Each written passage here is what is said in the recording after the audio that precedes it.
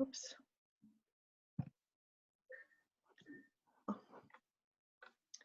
Hi, everybody. So my name is Tania Lewis, and I know many of you. And I'm happy to join you today to discuss how to support our kids and teens, and also really how to support ourselves, because that's part of it. It's not just supporting our kids. We also need to support ourselves during this difficult time. And in recognition that the material that I'm going to be covering today, it's going to resonate with people differently. Some people, their kids are okay and they're okay and things are pretty smooth. Other people, most people, things are very up and down, and there are more downs than ups, or it's about even, and they're finding it challenging some days, and they're looking for some strategies to improve the situation.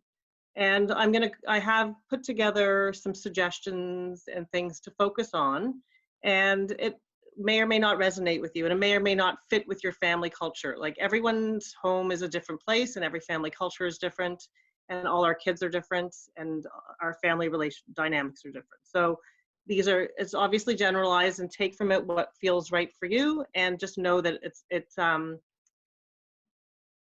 it'll speak to people differently, and I don't want anyone to feel like, oh my goodness, she's put all these things together, how could I ever achieve this? And there might be some of you thinking, wow, I've got it all together, I'm doing a great job, this is all good. But I think most of us are somewhere in between there. So the first thing I have to talk about is trying to have some type of schedule in your home, some kind of routine. And when I say schedule, I don't mean like set your alarms for 8 and breakfast is at 8:30 and school starts at 9. That's not at all what I mean.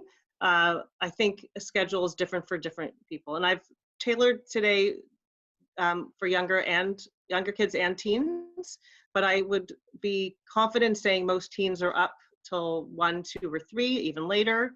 And their wake up time and their schedule is 11 or noon when they're waking up. And that's okay. That's still a schedule. So research indicates that having routine at any age is positive for our mental health. So not just our kids, for ourselves, trying to have some type of routine and schedule in our house can be very helpful, especially right now where things are pretty out of control and outside of our homes. Children need structure and routine. In fact, they will benefit from having some structure in their day. And even if as I said, the wake up time's at 11 and they're eating breakfast around 11:30 or 12, that's still a routine and that's still structure. So they're having their meals and are in the routine and the schedule, having breaks are in the schedule, schoolwork, if they're doing it, some kids are doing it, some are not doing it at all, and that's okay.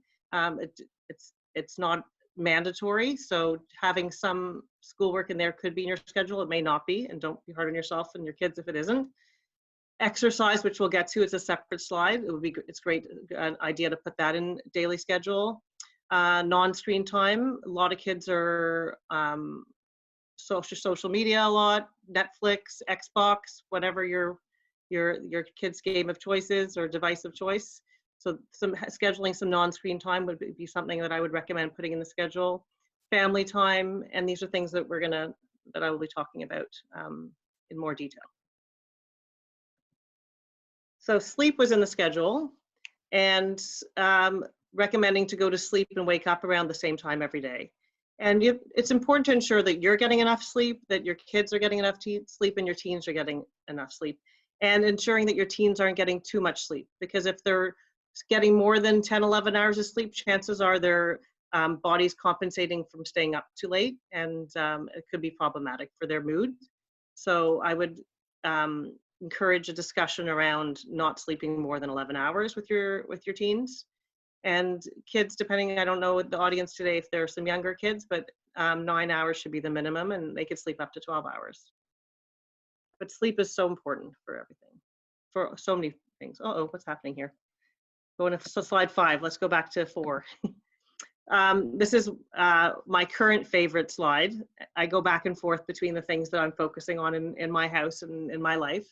And for some of you, I just started this private practice, and I created an Instagram page, and this is the thing that I posted first yesterday. So this is my current favorite, and it's about creating positivity. It's especially now that camps have been canceled, and kids know for sure, even though we all kind of figure that we're not going to be going back to school. There's kids are having a hard time finding things to feel positive about. They don't have things to look forward to. They're isolated. They're cut off from seeing their friends in a meaningful way, or potential meaningful way. And so trying to find things that are positive is really key right now. And there's a real connection between gratitude and positivity. Helping others and focusing on positive things and people in our lives is good for our mental health. It's a fact, okay? And it helps you tap into emotion, like tapping into those emotions will increase the positivity. So if you're finding your kids or yourselves, your mood is kind of waning, call a friend. When you're at the store next time, pick up a bunch of flowers and drop them at another friend's house on their porch. Create a sign, if you have younger kids, color a sign to hang up for all those Amazon deliveries that are coming to your houses, or at least that's my house. I don't know if it's the case at your house. So reaching out to a friend, creating a sign, delivering groceries to an elderly neighbor, getting flowers or a gift for a friend, those are all things that can shift your mood and your kids' moods and get them going on that. And one thing so I'm a big fan of Amazon these days, and one of the things that I ordered this week, or like a couple weeks ago, well, the 1-minute gratitude journal. And I got a few varieties of them. For your cynical teenager, which I got this one, mindful as fuck. So that varies, but the 1-minute gratitude journal, it's pretty much a blank page, but it just has the day and the dates and today I'm grateful for. But what we've done, instead of having it as a journal for myself or for my kids, at the dinner table, at the end of dinner, I pull it out and each person has to say something that they're grateful for. And there are some quotes that can be guided, so it's like a little bit more guided of a discussion.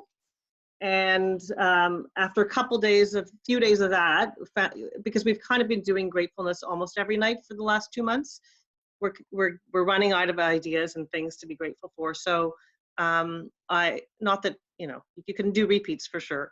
What I did yesterday is I had my kids say, or 2 days ago, I had my kids say something that they're grateful for about each other. Like I picked a person, and that was super hard for them, I have to say, but they did it.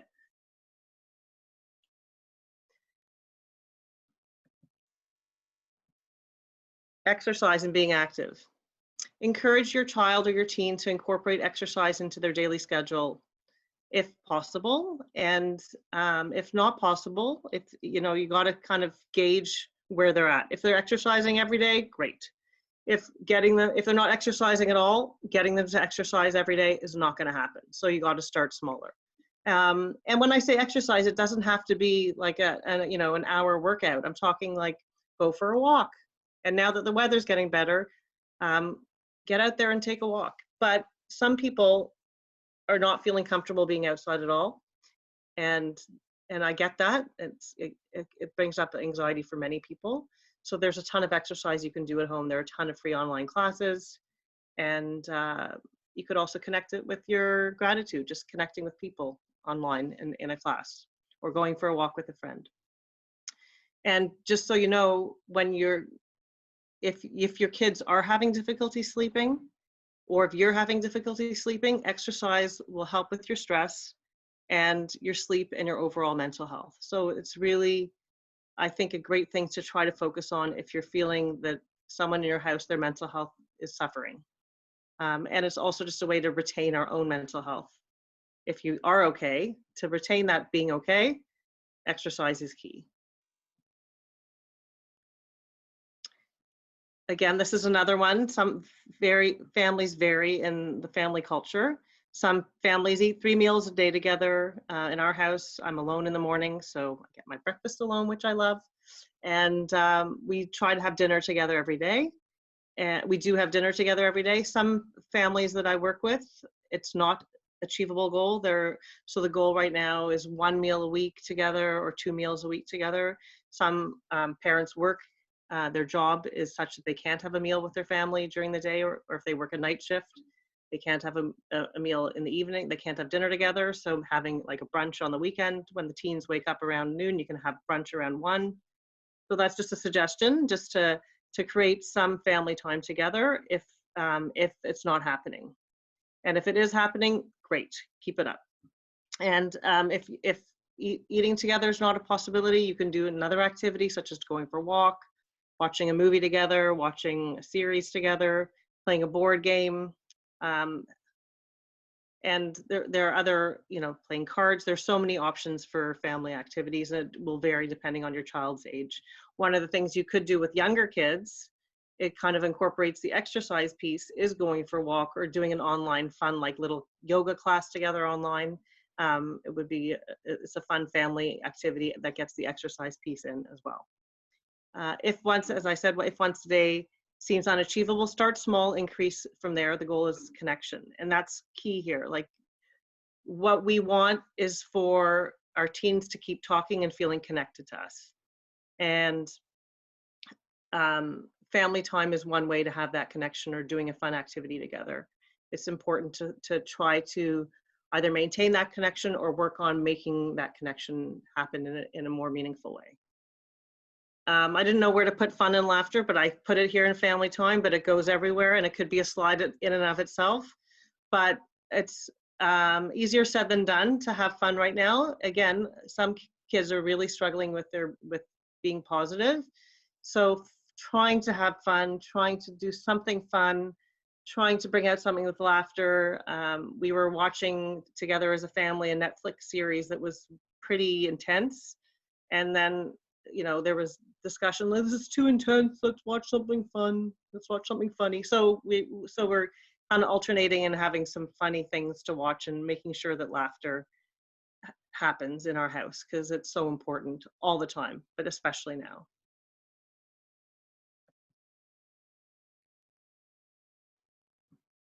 Breathing, mindfulness, and meditation. Breathing could be its own slide, but I put them together, but maybe next time I'll separate them. Deep breathe often. We know that deep breathing is scientifically proven to calm our nervous system. And I put in brackets, box breathing, hot cookies visual. So box breathing, if people don't know what it is, it's a simple breathing technique where you're visualizing a box and you're breathing in through your nose for the count of 4, you're holding your breath for a count of 4, you're exhaling out of your mouth for a count of 4, and then you're holding your breath for another count of 4. I see some people practicing that right now. You can try it together. It will calm you down. It will calm your child down. It's great modeling. It's a great activity to do. I don't know about the rest of you, but living with people 24/7, and some days, sometimes in the day, my patience is a little bit thinner than others, and my window of tolerance for others narrows, and the breathing really helps to ground me and to calm me. And I know for a fact that it works. And it also helps if you're trying to fall asleep. It's another great technique for falling asleep. I have hot cookies visual in there for younger kids. You can use the visual of smelling the hot cookies and then blowing on them to cool them down. There's also a great Sesame Street breathing activity on YouTube. You can search Sesame Street breathing activity, and you'll get that for younger kids. And back to the box breathing, the actual holding of the breath, some people don't feel comfortable with that, and that's okay. Even if you're just inhaling and exhaling, inhaling through your nose and exhaling through your mouth, you're gonna find it will calm you down. It just takes the focus away from the stress by focusing on your breathing. And that's why the box breathing takes it another step further, because you're no longer focusing on what's agitating you, you're focusing now on counting. So the counting serves that double purpose there. And back to mindfulness and meditation, I've tried to get my kids to do it, they're really not into it.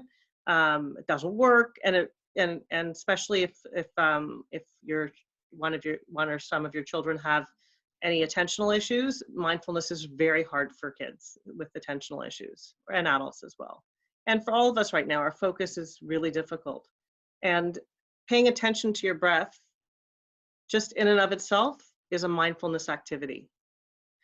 There's another one you can Google called Hand on the Heart. Just putting your hand on your heart and breathing in and exhale is another mindfulness, because you're feeling your heart. You're grounding yourself with touch, and touch is another strong way to calm people or yourself.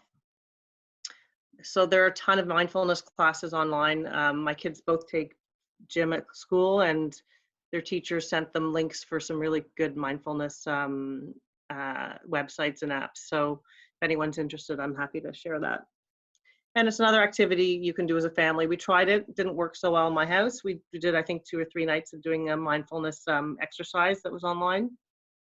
But if your kids aren't going to buy into it, it certainly is really good for yourselves to do. The eighth one, so 7th one, completing a task or taking control of something. We have no control over what's going on out there. It's really hard to know that you can't control what's happening. The only thing with coronavirus, the only thing you can control is washing your hands and wiping things down and minimizing contact with others. But the other thing we can control are things in our home, are completing a task. So I've encouraged everyone in your home, especially because of having little control, is to just find a task. So if your kids if they're doing schoolwork, they're going to feel that. They're going to feel that sense of control over something, and completing each schoolwork, checking off their list, is going to make them feel that sense of control. For those of you whose kids aren't participating in any online learning, get them to pick a task to do that day, whether it's cleaning out that junk drawer, folding that basket of dry laundry that's been sitting there for 6 days. No, that never happens in my house.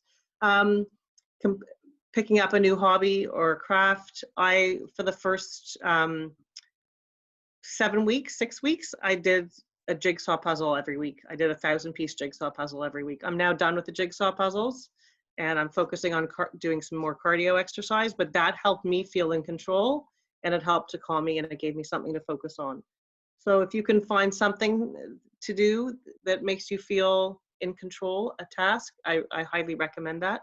And with your kids, even like if they haven't been doing their schoolwork, help them pick one subject to work on, and maybe hold their hand and break it down for them and just do one thing at a time, and help them with that one assignment that's due. Because if they've left it till now and they haven't been doing it, it's going to feel like a mountain to them, and that they're just going to shut down completely. Pick a course that they want to improve their mark on, because if they're in TDSB, whatever mark they had March 13th is their mark. If they have some incomplete work from before March 13th, help them complete those tasks, and even just one step at a time.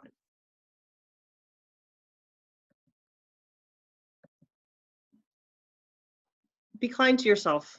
This one should have been the beginning, middle, and end. And I think as this goes on and on and on, this is becoming more and more important. It's really important to not be so hard on yourself. All these things that I'm saying might be making people feel overwhelmed. I can't accomplish anything. My attention span is about 1 minute long, 30 seconds long. All these people are posting all this bread that they're baking on Instagram and Facebook. I haven't made a loaf of bread. What's wrong with me? It's important to not compare ourselves to others, and to be kind to ourselves.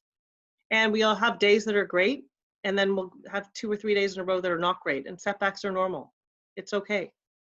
That's definitely a period of constant ups and downs for everyone. And I think as more and more time goes on, in some ways we're getting used to things and used to our new way of life.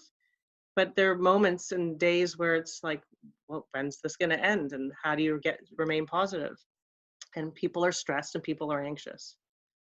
And I think, and we might all be experiencing this in living with other people, that emotional reactions are happening and they're understandable. And when, spoken to many parents who, you know, are having meltdowns with their kids, and their temper and their fuse is much shorter, and they're very upset with themselves for losing their temper in the way that they are. And I think it's really important to take care of yourself and to be forgiving with yourself when you have those setbacks or those moments of not being in control of your emotions.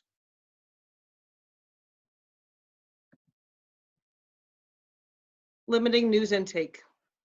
In the beginning, I think the first 3 or 4 weeks, people had their TVs on all the time, and we all were like, what's going on? Now the news seems to not be the same thing over and over again, and there's not a lot of real news. But the news in the beginning was I think, affecting people's sleep and affecting their levels of stress. So what I have recommended to people, and I'm recommending to all of you, is to limit the time that your TV is on in your house. Limit it to once a day and not too close to bedtime, because it might affect your sleep. When you, if you follow along news on your phone, I have CBC pop-ups for news, but I turned them off because it was making me a little bit anxious, and I'll just read CBC News once a day, and just be careful of the news sources that you are looking at, and try to keep that to a minimum. Some older children and teens are news focused, and I would, you know, and adults are news focused. I would encourage you to try to keep it to a minimum, because it does really increase anxiety, especially because we don't have control and there really aren't a lot of answers. If you watch the news, or if you have CP24 on, which we sometimes do, that drone of the reminders, like it's like the special like sound effects to make you pay attention to this top story, it can actually make kids anxious. And you might not even be aware of it if it's on in your house, that it's causing anxiety in your kids. So it's just something to be aware of. And if you do have kids that are anxious, consider watching the news without them present. And, or if they feel that they want to have knowledge about what's going on, watch it together and then have a discussion with them afterwards about how they've processed what they've watched or seen.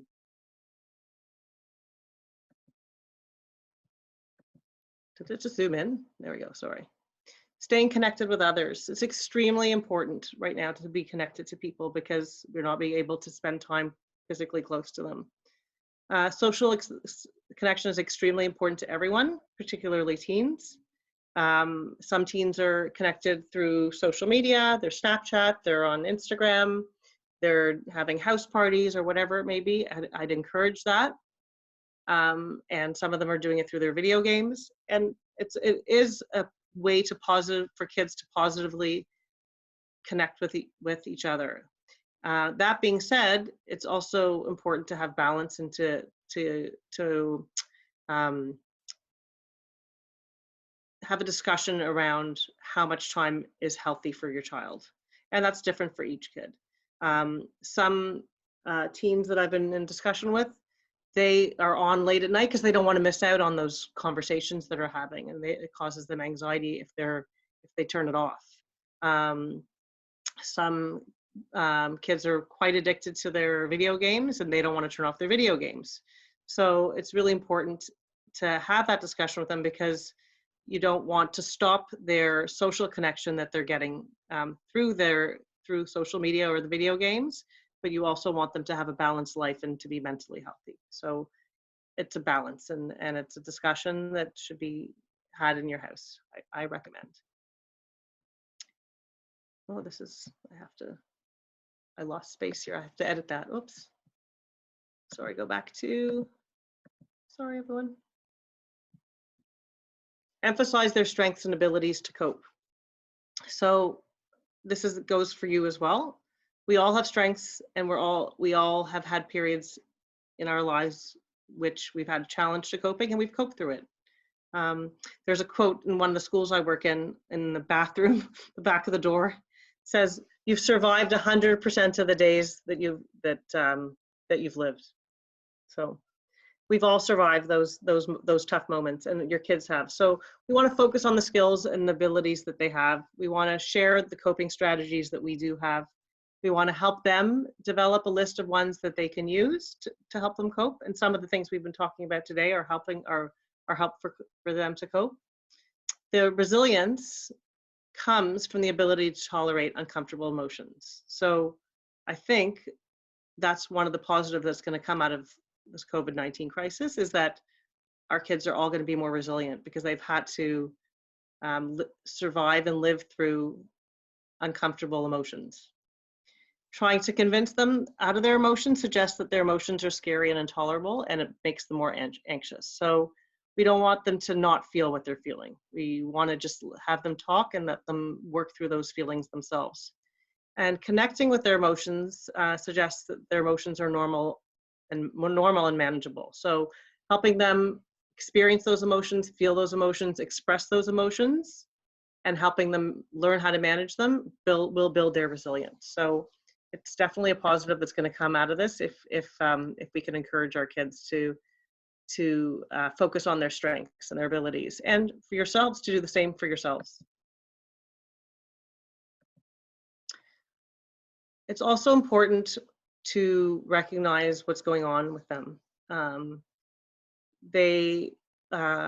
We are all having, feelings right now, but kids might be really scared and unsettled, and it's okay for them to have those feelings about what's happening. So it's important to discuss, to recognize them, to talk about them, and to validate their feelings and really help them around it, and help them to manage them by things that they can do, right? They can talk to you about it. They can talk to a family member on the phone. They can talk to a teacher.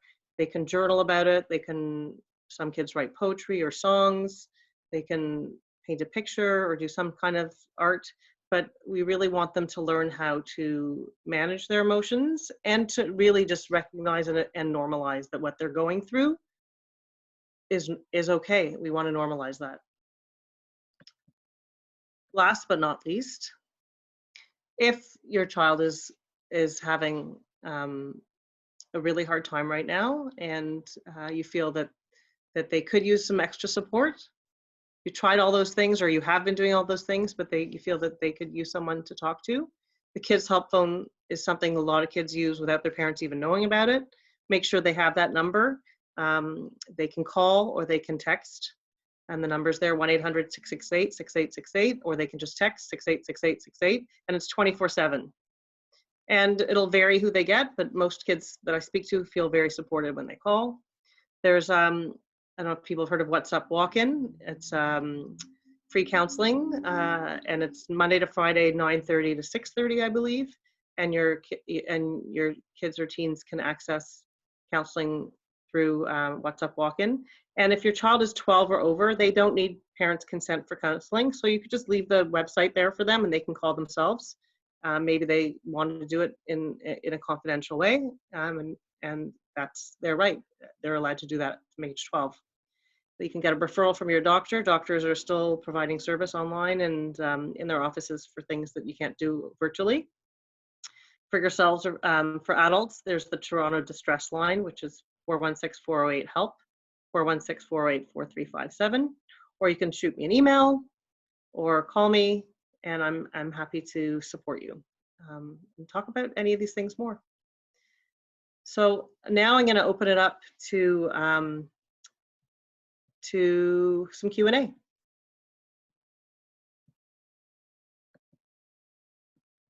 Oh, hello, now I see more people. Tania, do you want me to stop the recording now? Yeah, I think we'll stop the recording now. Thanks, Lexi.